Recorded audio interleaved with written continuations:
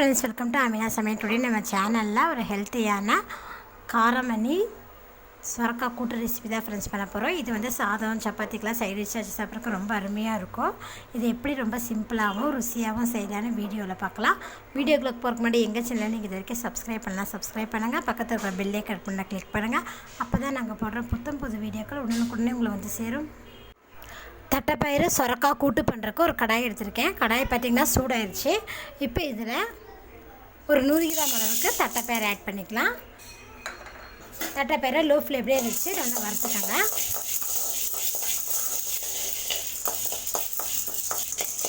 தட்டைப்பயிறு பாருங்கள் நல்லா வறுபட்டுருச்சு.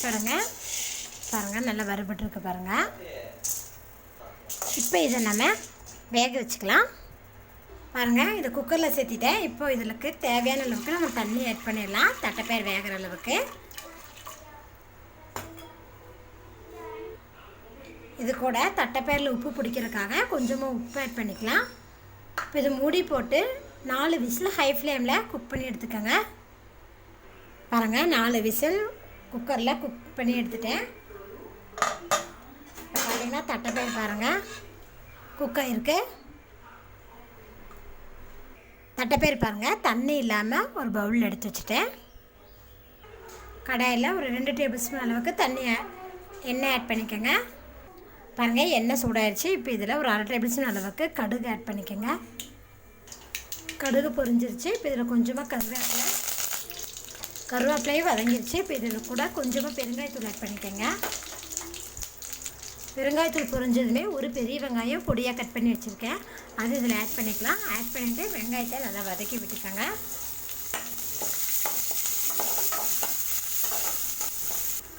வெங்காயம் பாருங்கள் ஓரளவு வதங்கிருச்சு. இப்போ இது கூட ஒரு 1/4 டேபிள் ஸ்பூன் அளவுக்கு மஞ்சள்தூள் ஆட் பண்ணிக்கோங்க. ஆட் பண்ணிவிட்டு இதை நல்லா மிக்ஸ் பண்ணி விட்டுக்கலாம்.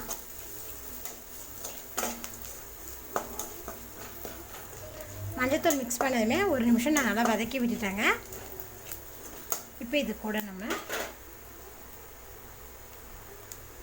பாருங்கள் ஒரு 1/4 கிலோ சொரக்காவை கட் பண்ணி வச்சுருக்கேன், இது இதில் ஆட் பண்ணிக்கலாம். இந்த மாதிரி சின்னதாக கட் பண்ணிக்கோங்க. இது கூடவே கொஞ்சமாக உப்பு ஆட் பண்ணிக்கோங்க. இப்போ இது நல்லா மிக்ஸ் பண்ணி ஒரு நிமிஷம் நம்ம நல்லா வதக்கி விட்டுக்கலாம்.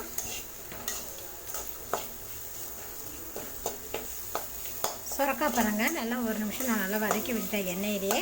இப்போ இதில் நம்ம தண்ணி ஆட் பண்ணிக்கலாம். சொரக்காய் வேகிற அளவுக்கு தண்ணி ஆட் பண்ணிக்கோங்க. ஆட் பண்ணிவிட்டு ஃப்ளேம் வந்து ஹை ஃப்ளேமில் வச்சுட்டு ஒரு மூடி போட்டு ஒரு 5 நிமிஷம் இதை நம்ம நல்லா குக் பண்ணிக்கலாம்.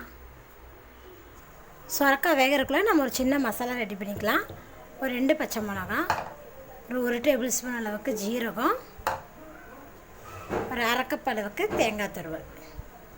இது 3யுமே மிக்ஸி ஜாரில் கொஞ்சம் பொறுன்னு அரைச்சி எடுத்துக்கலாம். பாருங்கள், கொஞ்சம் பொறுன்னு இருக்கிற மாதிரி அரைச்சி எடுத்துருக்கேன். பாருங்கள் 5 நிமிஷமாக ஹை ஃப்ளேம்லேயே சொரக்காய் பாருங்கள் நல்லா வெந்துட்டுருக்கு.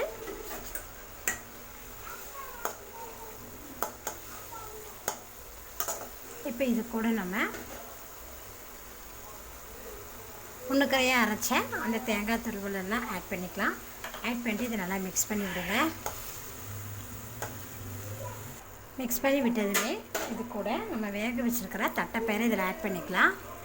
கூடவே கொஞ்சமாக உப்பு ஆட் பண்ணிக்கோங்க. இப்போ இதை நல்லா மிக்ஸ் பண்ணிவிட்டு ஹை ஃப்ளேம்லேயே ஒரு 2-3 நிமிஷம் வரைக்கும் குக் பண்ணிக்கலாம்.